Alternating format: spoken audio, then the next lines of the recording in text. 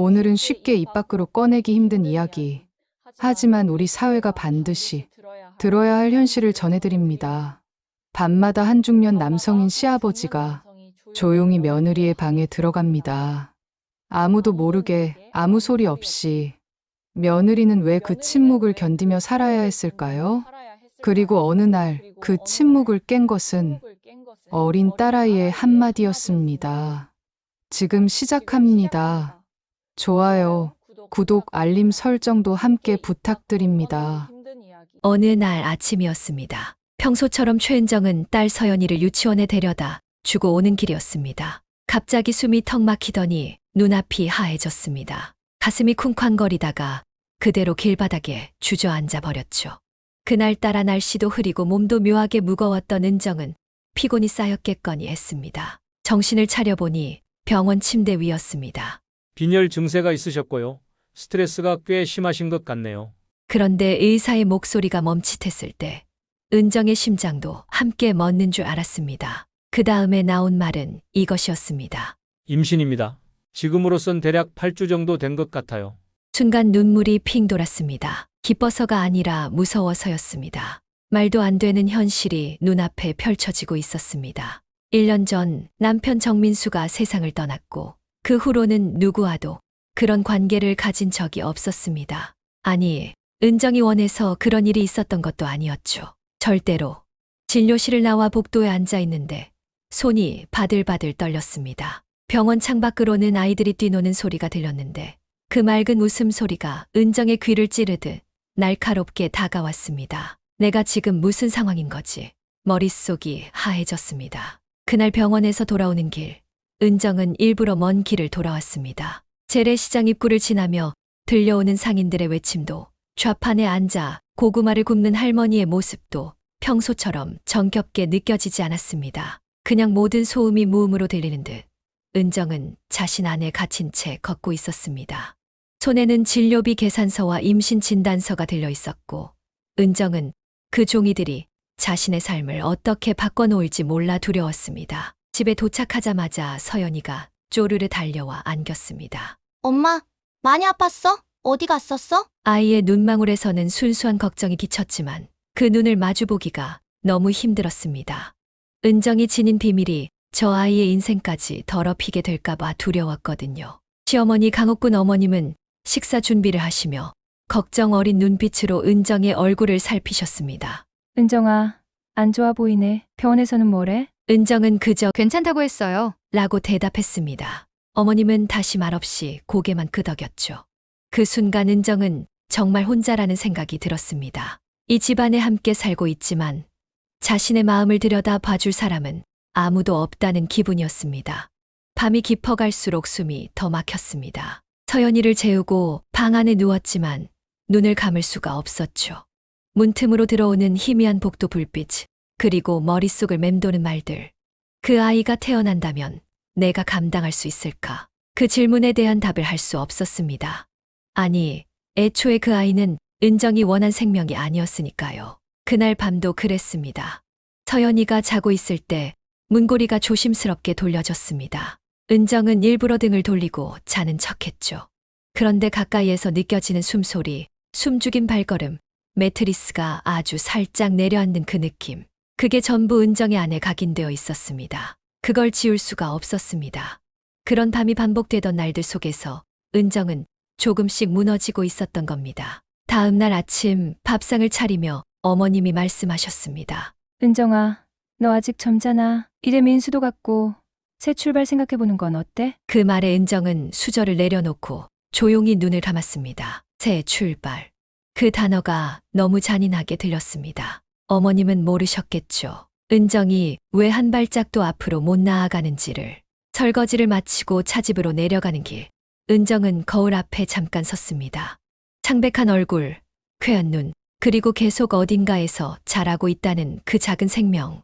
이 모든 걸 아무도 몰라요. 아무도 눈치채지 못하겠죠. 하지만 은정은 알고 있었습니다. 자신은 이제 다시는 예전의 자신이 될 수 없다는 걸.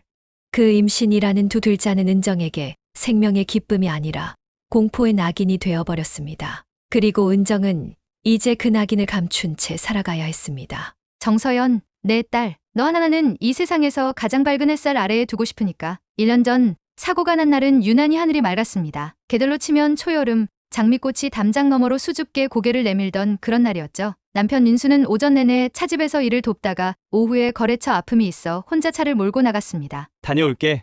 금방 올 거야. 웃으며 손을 흔들던 그의 마지막 모습이 아직도 눈에 선합니다. 그날 오후 은정은 차집에서 손님 주문을 받고 있었습니다. 서연이는 유치원에서 돌아와 가게 안쪽 방에서 색연필로 그림을 그리고 있었죠. 그런데 갑자기 가게 전화벨이 울렸습니다. 일하느라 바빴던 어머님 대신 은정이 전화를 받았고 그 순간 은정의 모든 감각이 멈춰버렸습니다. 정민수 씨 보호자분 되시죠? 지금 교통사고가 발생했는데요. 그 짧은 통화 이후로 은정의 인생은 아예 다른 길로 접어들었습니다. 병원으로 달려갔을 때 민수는 이미 의식이 없는 상태였습니다. 응급실 안에서 하얀 시트를 덮은 남편의 얼굴을 본 순간 은정은 그대로 무너져 내렸죠. 어머님은 아무 말 없이 은정의 손을 꼭 잡으셨고 어머님보다 더 무서운 표정을 지은 사람은 시아버지 정태우 씨였습니다. 평소에도 말수가 적고 무뚝뚝한 분이셨지만 그날 이후로 더 차가워졌습니다. 장례를 치르는 내내 눈물 한 방울 흘리지 않았던 그분을 보며 은정은 묘한 소름이 느껴졌습니다. 어머님은 매일 밤 민수의 사진 앞에 촛불을 켜고 통곡을 하셨지만 시아버지는 말없이 향만 피운 채 자리를 떴죠. 민수의 장례식은 조용히 그리고 빠르게 치러졌습니다. 조문객들도 대부분 시장 사람들, 차집 단골 손님들 뿐이었고요. 은정은 정신이 하나도 없었습니다. 누군가 은정의 어깨를 두드리며 이제 혼자서 잘 키워야지. 라고 말할 때마다 가슴 한켠이 쿡 찔렸고 서연이는 아무것도 모르고 조문객 앞에서 인사를 하고는 아빠, 언제 와? 라고 묻기 일쑤였죠. 은정은 한동안 그 질문에 대답하지 못했습니다. 아빠는 멀리 갔어. 하늘나라에 있어. 그렇게 말해줄 용기가 안 났던 거예요. 그저 안아주며 조금만 기다리자. 는 말로 아이를 달랬고 서연이는 그 말에 정말 아빠가 다시 올 줄 알았는지 매일 저녁 창밖을 바라보곤 했죠. 그 모습이 얼마나 가슴 아팠는지 모릅니다. 장례가 끝난 뒤 친정엄마가 은정을 데려가겠다고 했습니다. 은정아, 내가 여기 있으면 마음만 더 아프다. 우리 집에 와서 애 키우면서 천천히 쉬자. 하지만 은정은 고개를 저었습니다. 민수가 없는 집이 낯설기도 했고 어머님이 감당해야 할 외로움이 마음에 걸렸습니다. 시아버지가 계시긴 했지만 늘 말없이 담배만 피우며 밤을 보내셨고 그런 어머님의 모습이 더 안쓰러웠습니다. 서연이도 시댁에 더 익숙했고요. 시아버지는 그때 말했습니다. 여기 남겠다는 건 내 판단이지만 책임은 내가 져야 한다. 우리가 봐줄 순 있지만 우릴 믿고 버티라는 기대는 하지 마라. 그 말이 너무 차가웠습니다. 은정은 고개를 끄덕이며 속으로 다짐했죠. 내가 서연이만 지키면 돼. 그거면 됐어. 그 후로 하루하루가 마치 유리판을 걷는 듯 불안했습니다. 아침이면 차집에 내려가 일을 도왔고 오후에는 시장에 들러 장을 보고 저녁엔 아이 목욕시키고 어머님과 함께 밥상을 차렸죠. 그렇게 부서질 듯한 일상을 버티며 마음 한구석에서는 민수가 다시 돌아올 거라는 터무니없는 희망을 버리지 못했습니다. 어느 날은 서연이가 민수의 사진을 들고 와서 말했습니다. 엄마, 아빠 웃고 있네. 이 사진 제일 좋아. 은정은 그 말을 들으며 애써 미소 지었지만 목이 꽉 막히는 기분이었습니다.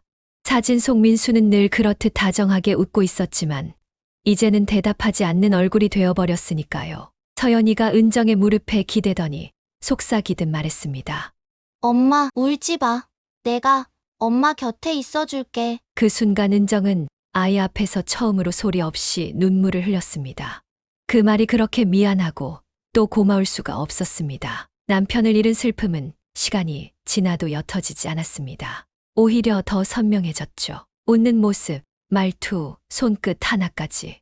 하지만 은정은 그 모든 걸 서연이에게 물려줄 수는 없었습니다. 그래서 은정은 있는 대신 품기로 했습니다. 민수와의 기억을, 우리의 지난 날을 그렇게 품고 살아가야 한다고 생각했습니다. 그게 내 아이에게 줄 수 있는 가장 단단한 사랑이라 믿었으니까요. 장례식이 끝나고 시간이 조금 흘러 겨울이 본격적으로 찾아온 어느 저녁이었습니다. 매서운 바람이 차집 유리창의 성에를 그리던 날, 은정은 조용한 거실 한켠 식탁 앞에 앉아 멍하니 손등만 바라보고 있었죠. 서연이는 두꺼운 내복에 핑크색 니트 조끼를 입고 인형을 품에 안은 채 놀고 있었고요. 식탁 위에는 그날 남은 유자차 한 병이 말없이 놓여 있었습니다. 그날처럼 고요한 날, 은정은 마음속으로 결정을 내렸습니다. 이 집에 남겠다고 그날따라 어머님이 먼저 말을 꺼내셨습니다. 은정아, 내 마음 아직 변함없는 거니? 은정은 무슨 뜻인지 알면서도 고개를 저었습니다. 네, 어머님. 아직도 여기 있는 게 맞다고 생각해요. 사실 이 결정은 머리로 하는 게 아니었습니다. 마음이 움직이는 대로 그냥 그렇게 살고 싶었습니다. 친정으로 돌아가면 서연이는 새로운 유치원, 새로운 방, 새로운 공기 속에서 자라야 하겠죠. 어쩌면 더 좋은 환경일 수도 있었습니다. 하지만 이상하게도 은정은 서연이가 자라온 이 집, 매일 아빠를 기다리던 창문, 차집에서 들려오는 주전자 소리와 함께 자라는 게 맞다고 느꼈습니다. 어머님은 은정의 손을 가만히 잡으셨습니다. 사실은 말이야. 내가 여기 있는 거 혹시 내가 너무 이기적인 건 아닐까?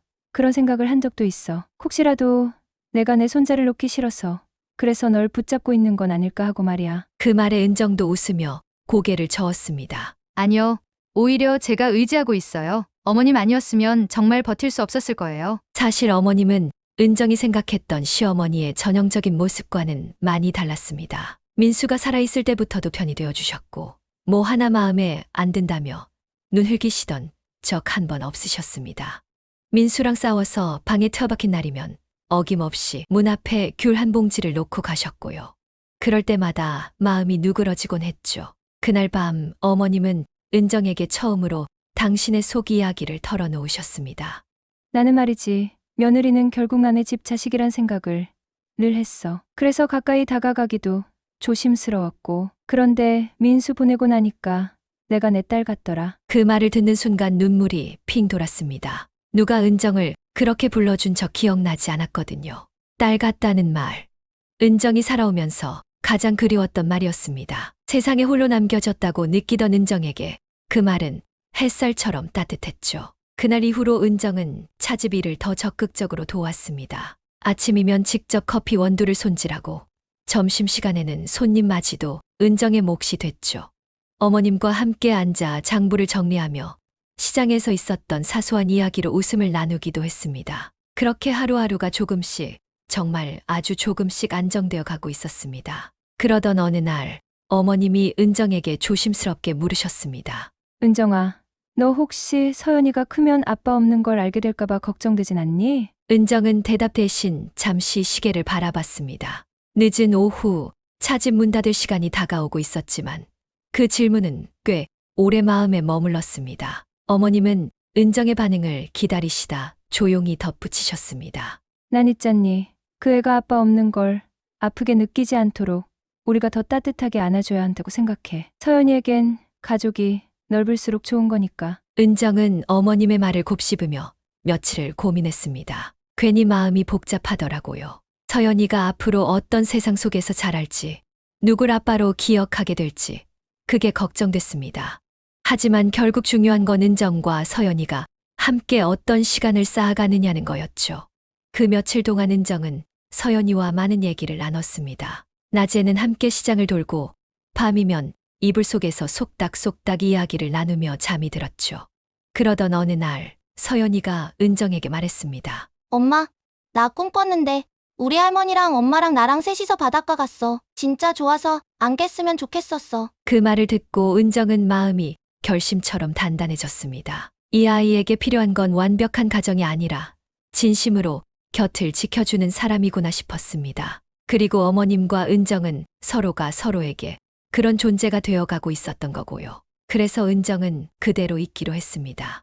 더 이상 이곳을 잠시 머무는 집이라 생각하지 않고 함께 살아갈 집이라고 받아들이기로요.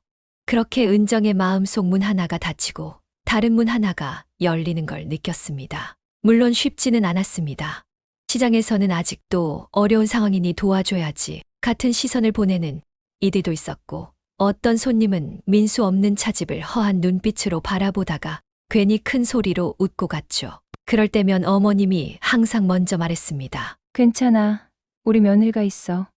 든든해. 그 말이 은정에게는 제일 큰 위로였습니다. 은정은 이제 누군가의 며느리이자 어떤 집안의 엄마로 남기로 했습니다. 비록 남편은 떠났지만 이 집의 공기 속에는 아직 그가 살아 숨쉬는 듯했고 어머님의 말처럼 은정도 그 일부가 되어가고 있었습니다. 차집은 겨울이면 손님이 줄어들었습니다.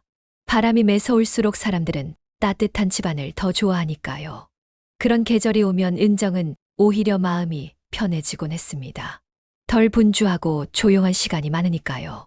어머님은 뜨끈한 생강차를 미리 우려놓고 은정은 차잔 닦는 일을 오래 하며 생각에 잠기곤 했죠. 그러던 어느 날 차집 문이 조심스럽게 열렸습니다. 바깥의 찬 공기가 실내로 스며들며 문종이 가볍게 울렸죠. 고개를 들자 낯선 얼굴이 들어왔습니다. 박준호 씨. 2달쯤 전부터 가끔씩 혼자 들르던 손님이었습니다. 처음에는 말수가 적고 조용했습니다. 평범한 손님이었죠.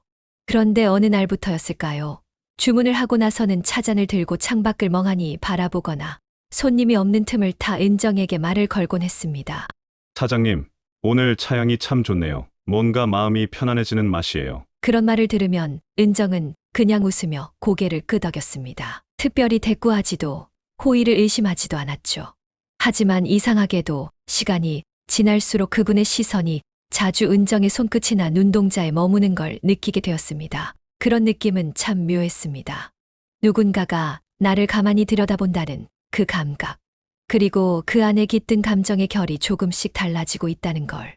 어느 날은 박준호 씨가 말했습니다. 은정 씨는 웃는 게 예쁘세요. 그 말에 은정은 당황해 손에 들고 있던 차잔을 살짝 놓칠 뻔했습니다. 그날따라 어머님이 부엌에서 설거지를 하고 계셨기에 대꾸 없이 웃기만 했지만 속은 편치 않았습니다.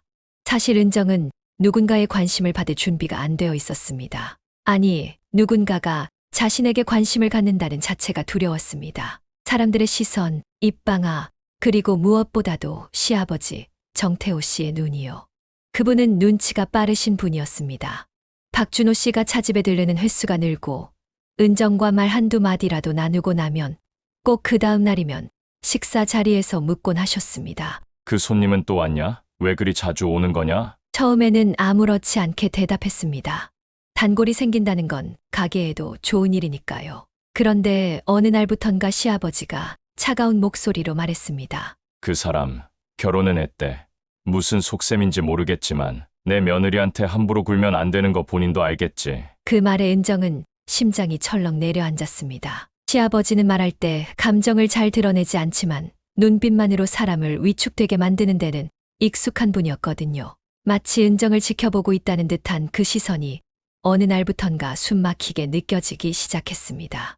박준호 씨는 여전히 웃으며 차집을 찾았지만 은정은 점점 그 웃음이 무겁게 느껴졌습니다. 그가 나쁘다는 건 아니었습니다. 하지만 은정에게는 아직 사람의 눈을 똑바로 바라볼 용기가 없었던 것 같습니다. 그리고 어쩌면 이미 누군가의 시선이 은정의 모든 걸 꿰뚫고 있다는 두려움이 마음 깊숙이 자리를 잡고 있었던 건지도 모르죠. 그날도 여느 때처럼 차집을 정리하고 위층으로 올라왔습니다. 서연이는 일찍 잠이 들었고 어머님은 부엌에서 반찬을 나누어 담고 계셨죠. 은정은 손을 씻고 방으로 들어가려는데 그 순간 뒤에서 들리는 발소리가 낯설게 느껴졌습니다. 천천히 아주 조심스럽게 바닥을 밟는 소리였거든요.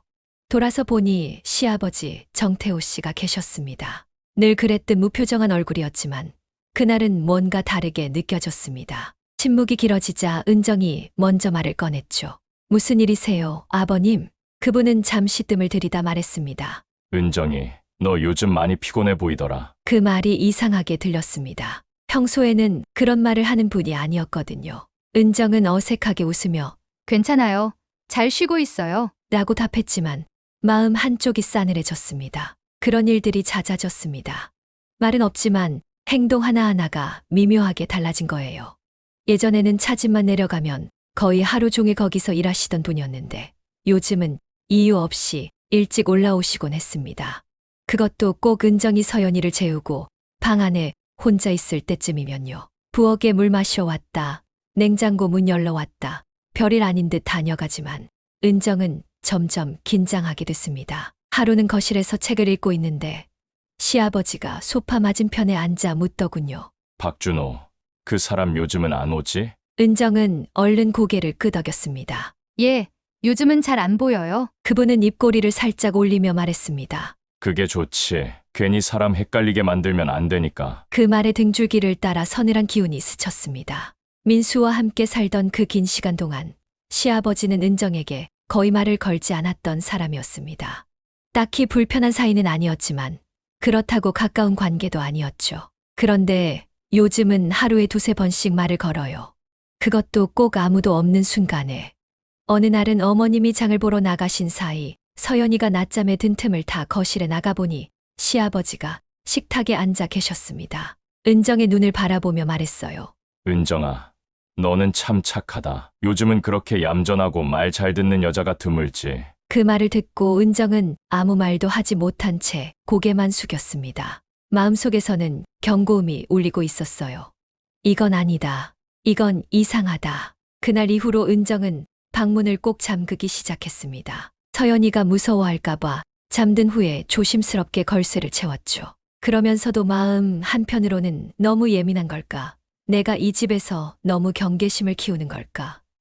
혼란스러웠습니다. 하지만 그건 단순한 불안이 아니었습니다. 날이 갈수록 시아버지는 은정의 주변을 맴도는 시간이 많아졌고 은정은 혼자 남겨진 순간마다 식은땀이 흘렸어요. 한밤중에 문고리가 살짝 흔들리는 소리에 놀랐겠던 날도 있었고 서연이를 안고 자는 은정의 몸 옆으로 누군가의 그림자가 드리워지는 착각에 가슴이 철렁 내려앉기도 했습니다. 그건 단순한 느낌이 아니었습니다. 무언가가 아주 조금씩 일상을 비틀기 시작한 겁니다. 조용히 그리고 너무나도 가까이에서요.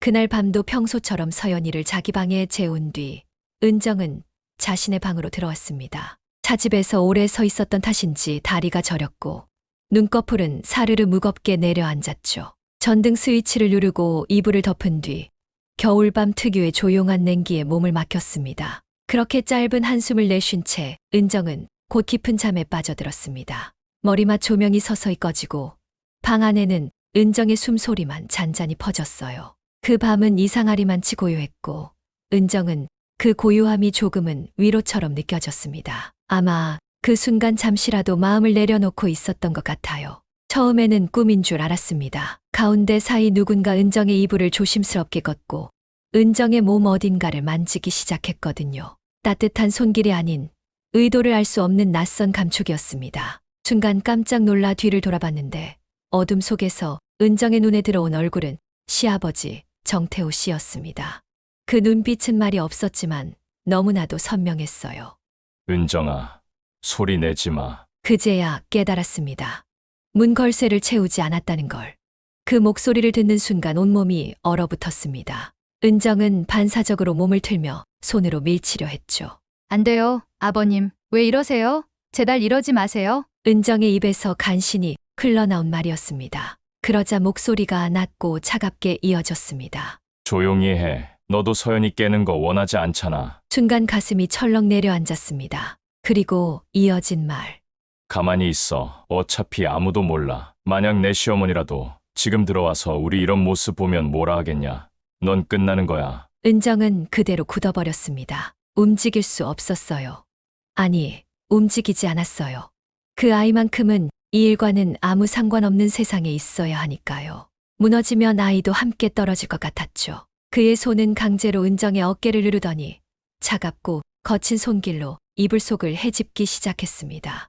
은정은 몸을 비틀며 벗어나려 했지만 그의 손은 더 강하게 눌러왔고 숨소리는 더 거칠어졌어요. 아버님, 제발 이러지 마세요. 은정의 입에서 새어나온 목소리는 떨리고 있었고 그는 아무 대답 없이 은정의 머리맡까지 몸을 끌어왔습니다. 차가운 체온과 무거운 숨소리가 목덜미를 타고 흘러내릴 때 은정은 이게 꿈이면 좋겠다고 생각했습니다. 하지만 그건 분명 현실이었고 은정은 그대로 얼어붙은 채 서연이의 이름을 속으로 부르며 눈을 감을 수밖에 없었습니다. 그는 이불을 거칠게 젖히고는 은정의 다리 사이로 천천히 몸을 밀어 넣었습니다. 은정은 비명을 삼키며 두 손으로 그의 어깨를 밀어내려 했지만 그의 몸은 단단했고 더 이상 물러서지 않았어요. 그만하세요. 제발. 이건 아니에요. 은정의 목소리는 떨리고 있었고 숨조차 제대로 쉴 수 없었습니다. 하지만 그는 그 말에도 조금도 주춤하지 않았습니다. 조용히 해. 시끄럽게 굴면 서연이 깬다. 넌 지금 이 집 며느리야. 누가 내 말 믿어주겠어? 그 순간 싸늘한 공기 속에서 한기가 등줄기를 타고 흘렀습니다. 눈을 감고 이를 악물며 은정은 온몸을 굳혔습니다. 은정에게 남은 유일한 저항은 침묵뿐이었어요. 그가 몸을 떼지 않은 채 낮게 속삭였습니다. 넌 이제 내 사람이야. 은정아, 우리 벌써 관계한 사이야. 헛소리하거나 수작 부릴 생각 마라. 괜히 시어머니한테 들켜서 시아버지랑 그런 사이였단 얘기 나돌면 어쩔 거야? 나만 멀쩡하면 너는 끝이야. 서연이도 너도 아무도 평범하게 못 살아. 그 순간 속이 메스꺼워졌습니다. 말도 안 되는 말이었지만 그의 얼굴은 오히려 비열하게 웃고 있었어요. 그것도 한번 생각해봐. 내 손녀가 나중에 크고 엄마가 시아버지랑 잤다는 얘기 듣게 되면 어떨 것 같아? 그 한마디에 은정은 전신이 얼어붙은 듯 굳었습니다. 말문이 막혔습니다. 침묵이 흐르는 동안 그는 만족한 듯 천천히 몸을 일으켰습니다. 은정은 그대로 침대에 엎드린 채 고개조차 들 수 없었어요. 가슴이 무너지는 소리가 들리는 듯 했습니다. 그가 마지막으로 남긴 말은 그 어떤 말보다 잔인했습니다. 이제부터는 문 잠그면 안 돼. 그럼 나도 생각해보지. 그 말이 방 안에 가라앉은 뒤 문이 천천히 닫히는 소리가 들렸습니다. 은정은 이불을 움켜쥔 채 소리 없이 울었습니다. 그날 이후 은정은 달라졌습니다. 하루하루가 칼날을 디디는 것 같았어요. 아침이면 아무 일도 없던 척 아이에게 아침밥을 차리고 차집에 내려가 웃으며 손님을 맞았지만 밤이 되면 또다시 숨죽이며 그 소리를 기다리는 사람이 되어 있었습니다. 처음이 아니었어요. 그날을 시작으로 정태우 씨는 언제든지 틈을 다 찾아왔습니다. 가족끼리 다정한 게 뭐 어때서 그래? 남들은 내가 꼬셨다 하겠지. 그런 말을 하며 그는 점점 더 당당해졌고 은정은 점점 더 조용해졌어요. 어머님은 아무것도 모른 채 종종 은정을 바라보며 말했죠. 요즘에는 얼굴빛이 많이 좋아졌다. 그런 말이 들릴 때마다 속에서 무언가가 뜨겁게 치밀어 올랐지만 은정은 꾹꾹 눌렀어요. 그러던 어느 날 박준호 씨가 다시 차집에 찾아왔습니다. 여전히 따뜻한 눈빛으로 여전히 부드럽게 말을 걸어왔죠. 은정 씨, 괜찮으세요? 그의 질문에 은정은 차마 눈을 마주치지 못했습니다. 그 사람의 호의조차 지금의 은정에게는 사치처럼 느껴졌으니까요.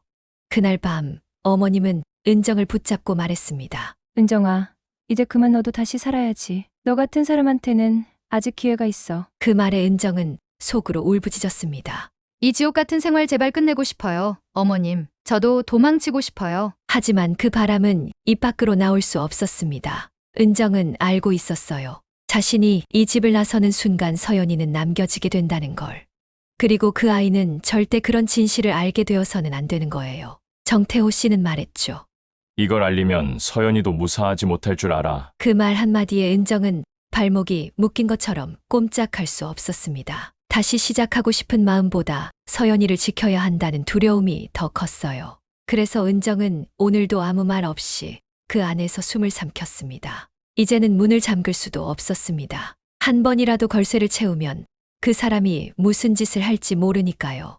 문을 잠그는 것조차 허락되지 않는 밤, 은정은 서연이가 곤히 잠든 뒤에도 눈을 감지 못한 채 가만히 천장을 바라보며 숨을 삼켜야만 했습니다. 어느새 정태호 씨의 발걸음은 밤마다 익숙하게 은정의 방 앞에 멈추곤 했습니다. 문을 열고 들어오지 않더라도 문 앞에서 서 있는 기척만으로도 은정은 온몸이 굳어졌어요. 한동안은 실제로 들어오지 않았습니다.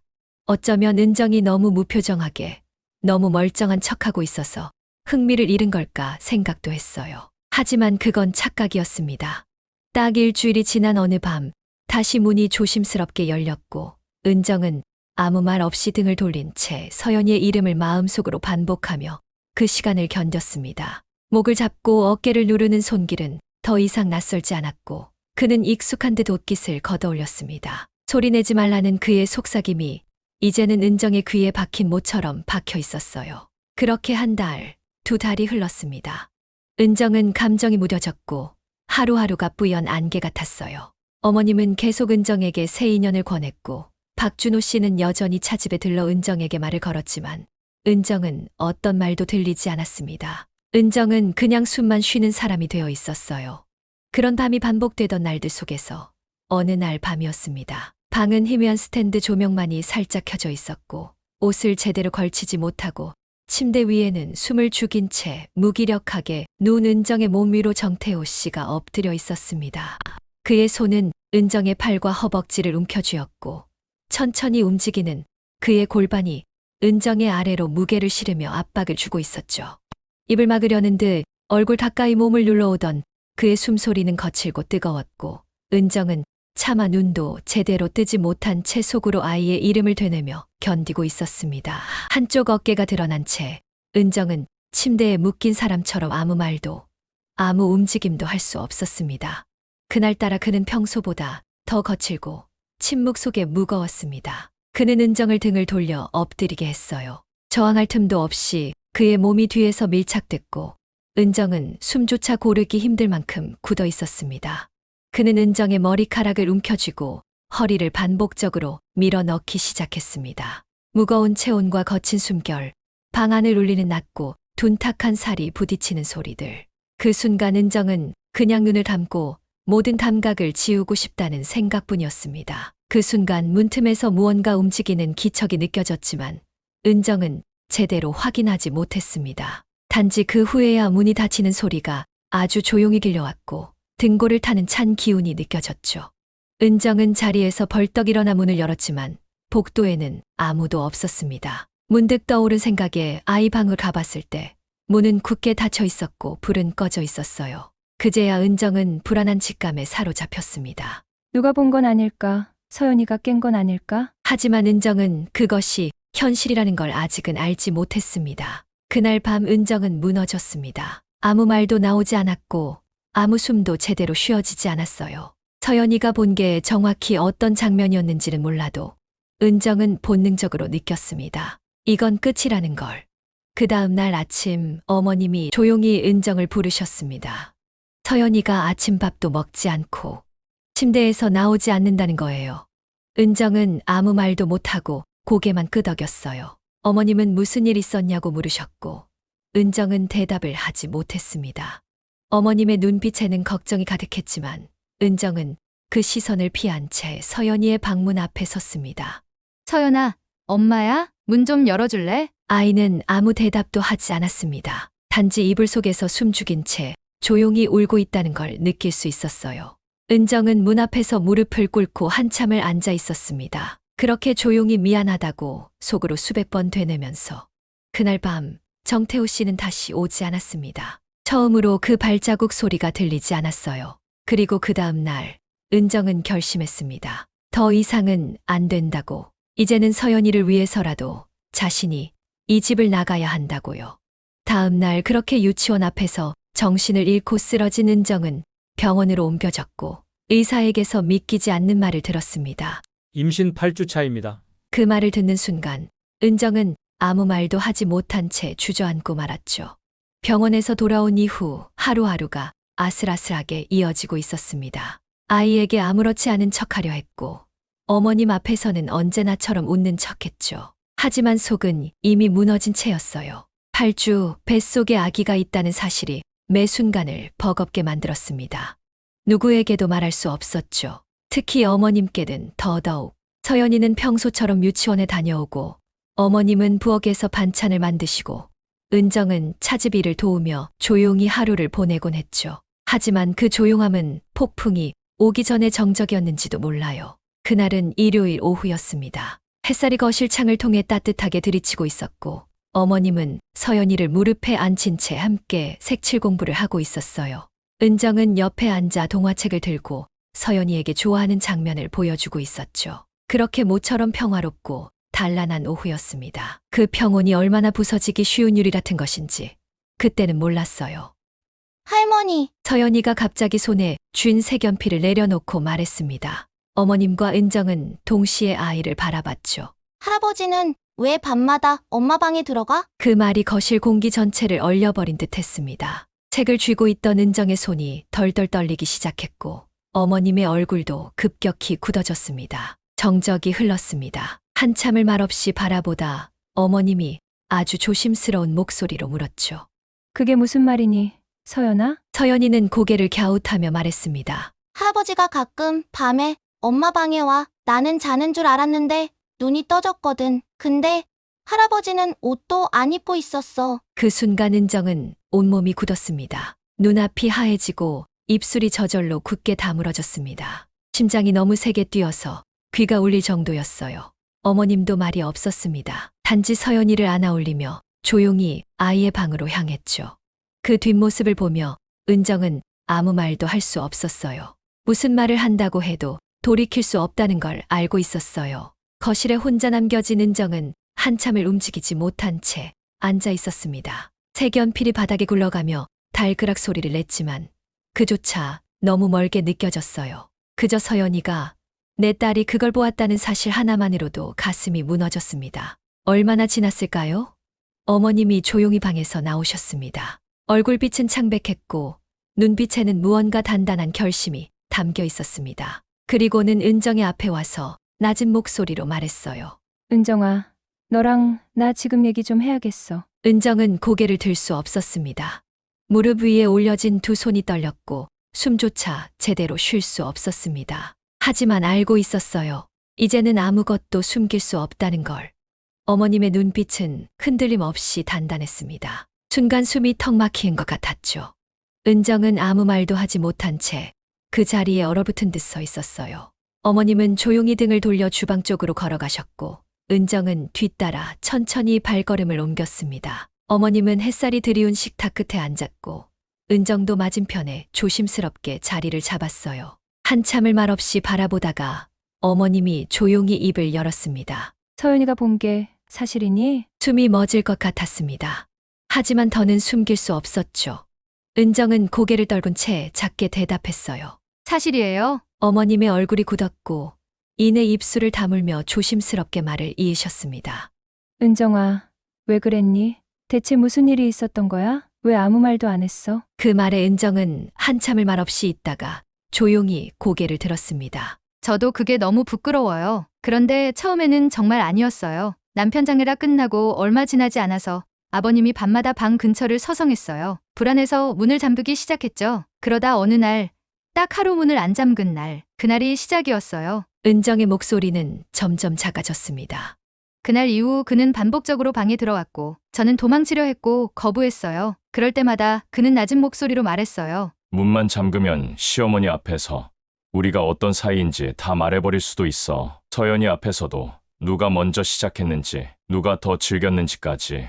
그 말이 너무 무서웠어요. 어머님은 손으로 입을 텨막으며 고개를 떨궜습니다. 서연이가 크면 다 알게 될 거야. 엄마가 어떤 여자인지. 사람들이 내가 시아버지랑 살림 차렸다고 하겠지. 내가 그렇게 만들어줄 수도 있어. 은정은 계속 말했습니다. 저는 그런 엄마가 되고 싶지 않았어요. 딸에게 그런 상처와 수치를 안기고 싶지 않았어요. 그래서 아무것도 할 수 없었어요. 매일 그 말들로 짓눌리며 살았어요. 협박이었고 공포였고 탈출구가 없었어요. 어머님은 그대로 은정을 끌어안으셨습니다. 한참을 말없이 울다시피 안고 계셨죠. 그리고 조용히 일어나 거실을 서성이셨어요.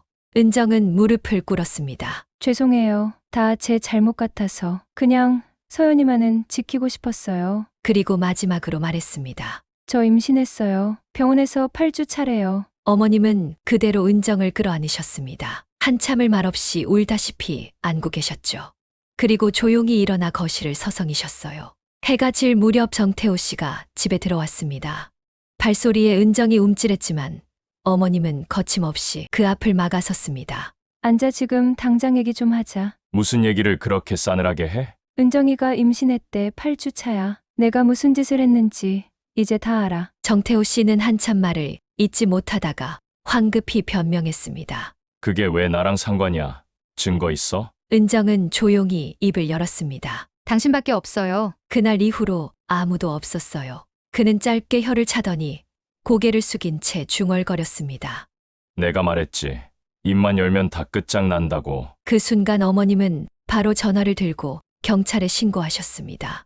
여기 고산동인데요. 우리 며느리를 수개월간 성폭행한 사람이 있어요. 지금 집에 있습니다. 정태호 씨는 얼굴이 하얗게 질려서 말했습니다. 여보, 당신까지 왜 이래? 그 입 다물어. 넌 더 이상 이 집 사람이 아니야. 잠시 후 경찰이 도착했고 정태호 씨는 연행됐습니다. 그는 끝까지 은정을 노려봤지만 은정은 외면했어요. 거실에는 정적만이 흘렀고 멀리 복도 끝에 서연이가 조용히 서 있었습니다. 그날 밤 은정은 처음으로 아주 조금 숨을 쉴 수 있었습니다. 경찰차가 떠나고 집안은 깊은 침묵에 잠겼습니다. 어머님은 한참 동안 창가에 서서 커튼을 쥔 손만 꼭 움켜쥐고 있었고 은정은 소파에 앉은 채 손끝을 말아준 채 굳어 있었습니다. 긴장이 풀리고 나니 손과 발이 떨리기 시작했고 온몸에서 서서히 피가 빠져나가는 듯한 기분이 들었어요. 그날 밤 서연이는 아무것도 모른 채 은정의 곁에 기대 잠들었고 은정은 아이의 숨소리를 들으며 밤새 뒤척였습니다. 아이가 작게 속삭였어요. 엄마, 오늘은 무서운 꿈 안 꿀 거지? 은정은 아이의 이마에 입을 맞추며 고개를 끄덕였죠.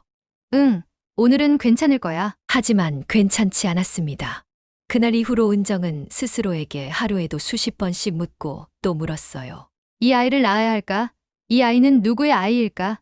이 아이는 무슨 잘못이 있을까? 하지만 그 물음 끝에는 항상 같은 생각이 맴돌았습니다. 서연이를 지키려면 나는 이 아이를 선택할 수 없다. 며칠 후 은정은 병원 진료 예약을 잡았고 어머님께 말했습니다. 저 병원에 다녀올게요. 어머님은 아무 말 없이 은정의 손을 잡아주셨어요.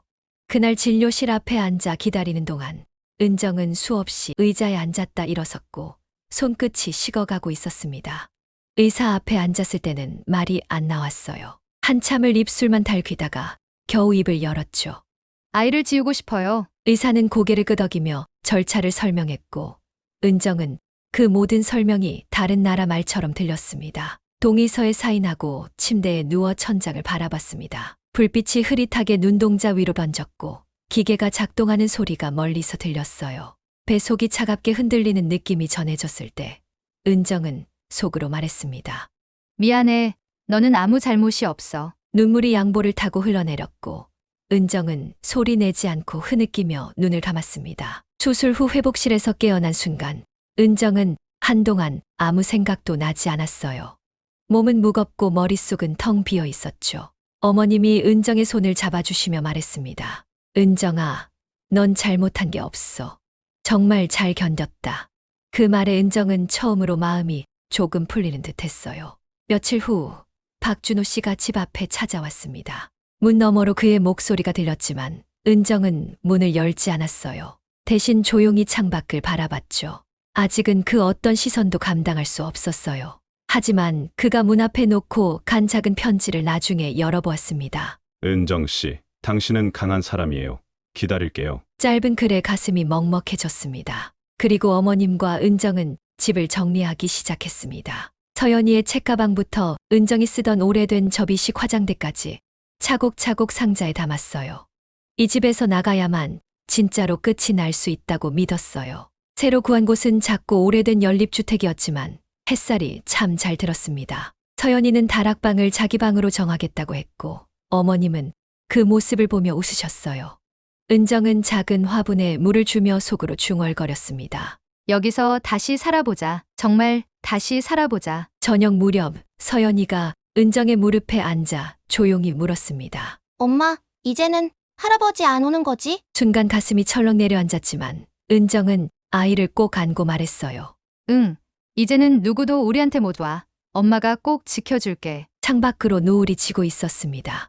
어머님은 따뜻한 물에 손을 담그며 미소 지었고 은정은 처음으로 조용히 웃을 수 있었어요. 그렇게 우리는 아주 작지만 단단한 세계를 다시 만들기 시작했습니다. 새 집에서의 생활은 조용했지만 평화로웠습니다. 아침이면 서연이를 새로운 유치원에 데려다주고 어머님과 함께 작은 차집을 다시 차리기 시작했어요. 예전만큼 크지는 않았지만 동네 사람들이 하나둘씩 찾아와 주었습니다.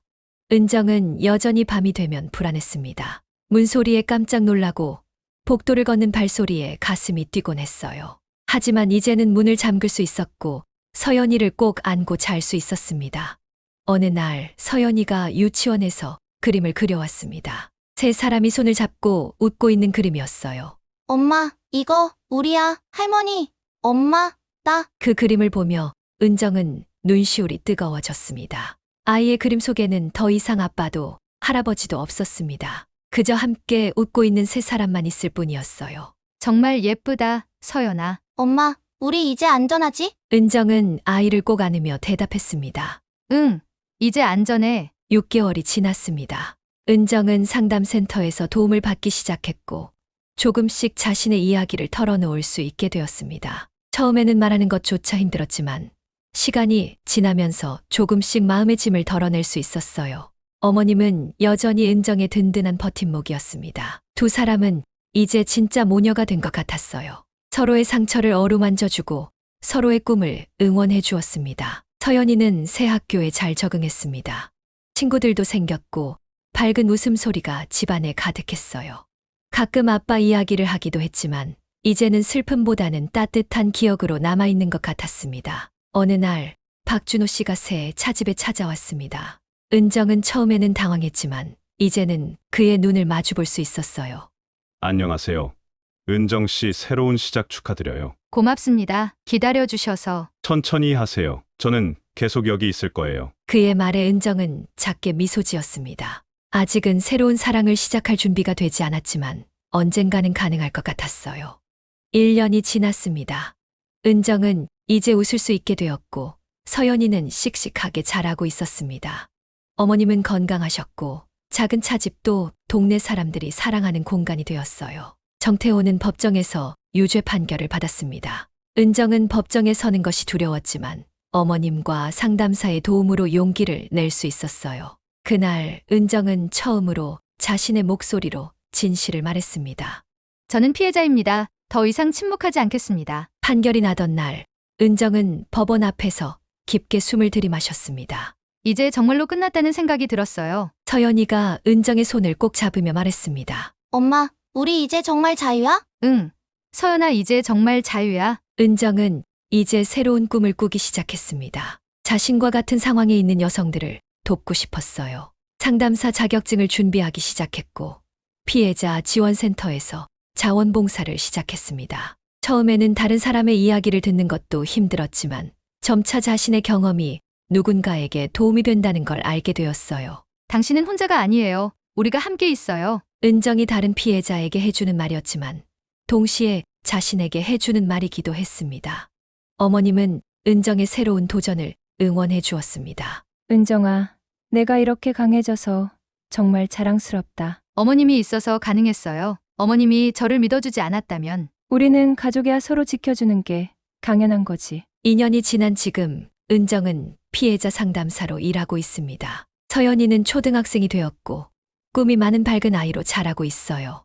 어머님은 여전히 건강하시고 손녀와 며느리를 자랑스러워하십니다. 박준호 씨와는 천천히 가까워지고 있습니다. 서두르지 않고 서로를 이해하며 조심스럽게 다가가고 있어요. 서연이도 그를 좋아하고 어머님도 좋은 사람이라고 인정해 주셨습니다. 가끔 악몽을 꾸기도 하고 갑자기 불안해지는 날도 있습니다. 하지만 이제는 혼자가 아니라는 걸 알고 있어요. 상담을 받고 가족들과 이야기하고 같은 경험을 한 사람들과 서로 위로하며 살아가고 있습니다. 은정은 끝없이 무너졌지만 그 속에서 아이를 지켜냈고 결국 자신도 구해냈습니다. 여러분, 오늘의 이야기는 어떠셨나요? 세상에는 말할 수 없는 고통 속에서도 묵묵히 살아가는 사람들이 있습니다. 최은정. 좋아요, 구독, 알림 설정도 함께 부탁드립니다.